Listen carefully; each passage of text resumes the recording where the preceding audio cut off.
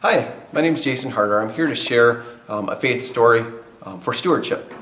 And my faith story comes from, with a theme. And my theme is from Luke chapter 12, verses 29 to 31. And this will help set the tone for my story. And do not seek what you are to eat and what you are to drink, nor be worried. For all the nations of the world seek after these things, and your Father knows that you need them. Instead, seek His kingdom, and these things will be added to you. And that's kind of what takes me to my story here.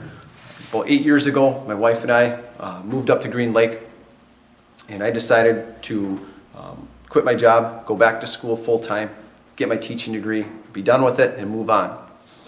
The problem that this brought about was the fact that now we went from a two-house income to a single house, or a single income household.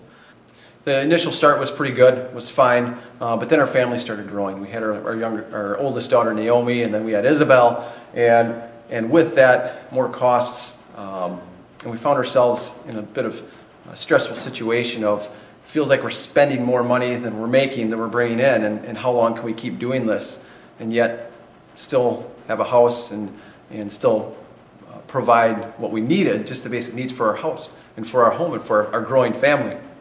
Well, we kind of came to a point where we finally decided that we were still going to really commit to tithing during that time during church, because that was our biggest struggle, at least for me too, and I was probably the problem child in that situation. Was yeah, I know we need to give to church, but boy, we've got these other things that we have to take care of.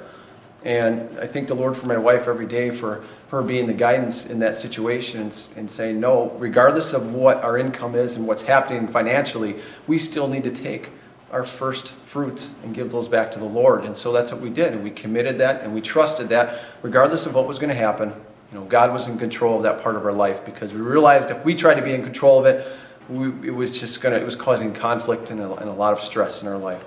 Look back, 6, 7, 8, even now, I look back to that time and I find myself scratching my head, realizing, yeah, realistically, we were spending more money than we were making, but somehow there was always enough to pay the bills. There was always enough to provide for us and our family, because during that time, when I decided to go back to school, we didn't have any children. We had 2 children during those 3.5 years that I went back to school. And so, as we all know, children are not an inexpensive thing to have, but they are blessings.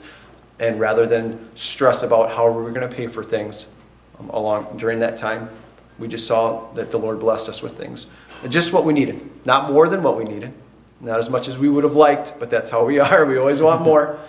But the Lord provided with just what we needed, and He still does that today. And I never question it anymore, and I hope I never will, because that was a great learning experience, those good 4 or 5 years when I went through school and finally graduated.